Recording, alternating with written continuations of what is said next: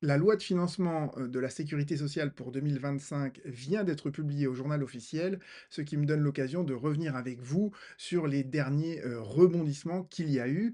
Alors je ne peux que vous renvoyer aux vidéos que j'ai faites, auparavant. Dans la première vidéo, je vous avais expliqué que, l'objectif dans la loi de financement de la sécurité sociale, il était double. D'une part, donc de créer des rentes qui dissociaient mieux la dimension professionnelle de la rente et la dimension fonctionnelle de la rente, les répercussions dans la vie de tous les jours, et que sous prétexte de faire une rente qui est plus duale, qui a bien cette double composante, eh bien on allait rogner, on allait diminuer l'indemnisation des victimes de fautes inexcusables.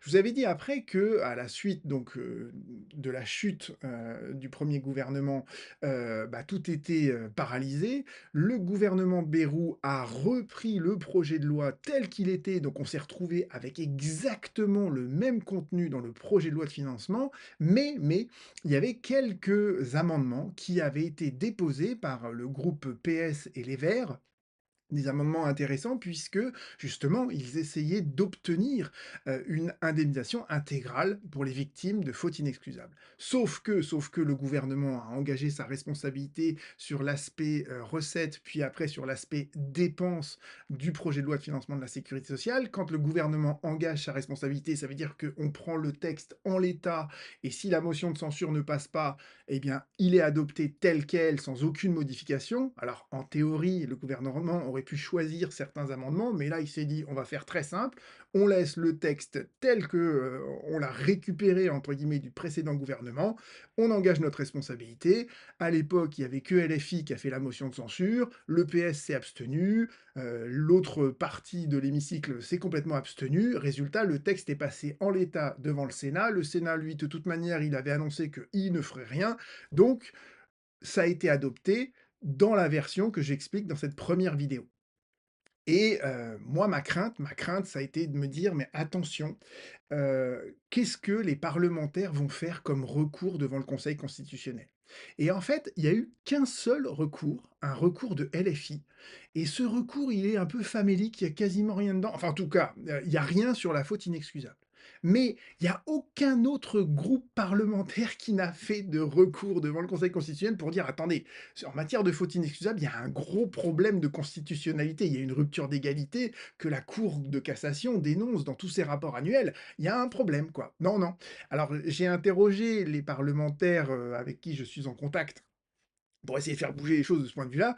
Et on m'a répondu, ouais, enfin, en même temps, c'était les congés scolaires, donc on n'a pas eu le temps de faire des recours. Ah, je me suis dit: «Aïe, si le droit s'arrête pendant les congés scolaires, on est mal. Il faut que les calendriers, législatifs, tiennent compte des vacances», hein. Après, c'est humain, hein, c'est important d'avoir des vacances. Mais résultat, vous voyez qu'il y avait rien. Il y avait rien sur, devant le constitutionnel, aucune question qui n'était posée au conseil constitutionnel de ce point de vue-là. Et ma crainte, terrible, qui explique peut-être mon silence pendant ces temps-là. Non, j'ai pris quelques jours de vacances aussi. Mais ma crainte, c'était que par une phrase un peu stéréotypée qu'on a retrouvée souvent dans les décisions du Conseil constitutionnel, surtout pendant la période Covid, le Conseil constitutionnel, il avait une petite phrase balai à la fin de ses décisions en disant par ailleurs, je n'ai relevé aucune autre cause d'inconstitutionnalité, donc toute la loi est conforme à la Constitution, circuler, il n'y a rien à voir. Et je me suis dit, si jamais ça se produit, alors là, c'est la catastrophe.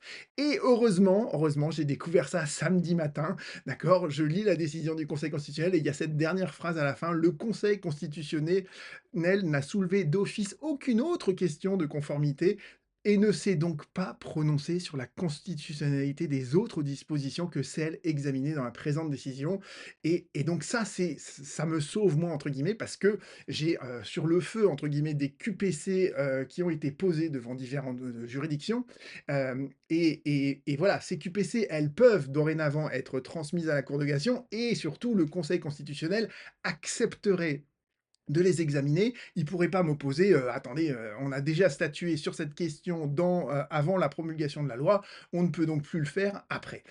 Donc voilà, je suis rassuré de ce point de vue-là, et si vous voulez voir la loi, donc la loi, elle est dorénavant donc publiée au Journal officiel, vous la retrouvez sur Légifrance et là, l'espèce de petite miniature, en fait, que je vous donne là, eh bien, en fait, je vous ai tout expliqué dans cette vidéo-là, où je vous explique le caractère dual de la rente et le fait que, dans le cadre de la faute inexcusable, on ne peut plus dorénavant solliciter l'indemnisation des souffrances physiques et morales après consolidation.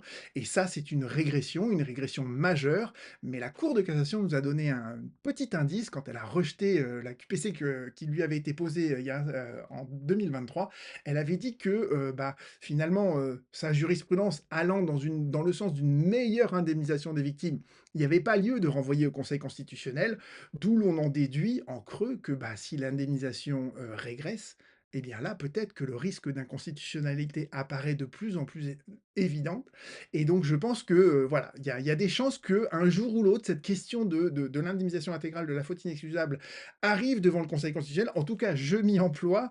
J'aurai bientôt l'occasion de recevoir sur cette chaîne Raphaël Lenoir qui travaille à la FNAT, la Fédération nationale des accidentés du travail, pour évoquer justement, le combat que va mener la FNAT, le combat donc qu'ils avaient commencé à mener à travers les amendements qu'ils avaient suggérés au PS et au Verts, dans le cadre de ce projet de loi de financement de la sécurité sociale.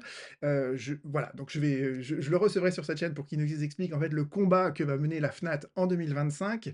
Et pour conclure un peu cette vidéo, je voudrais faire une petite, aparté en fait sur le fait que, le droit de la sécurité sociale en France, il ne fonctionne plus entre guillemets, il est en panne. Il est en panne, pourquoi? Parce que ce soit pour la réforme des retraites, que ce soit pour, la faute inexcusable, on traite tout dorénavant dans les lois de financement de la sécurité sociale. C'est comme si les lois de financement de la sécurité sociale avaient ce pouvoir d'attraction énorme, c'est une sorte de trou noir en fait, où en gros toutes les questions de droit de la sécurité sociale sont absorbées dans ces lois de financement de la sécurité sociale. Et le problème qu'on a, c'est que, eh bien, ces lois en fait, et on le sait depuis très longtemps, hein, d'ailleurs, hein. Ces lois, elles sont examinées selon un calendrier qui est extrêmement serré, à la fin de l'année, ce qui fait que, le gouvernement régulièrement, engage sa responsabilité pour gagner du temps, parce qu'il peut tout simplement pas rater l'échéance de faire promulguer une loi avant le 31 décembre, et on l'a vu d'ailleurs, au mois de décembre dernier.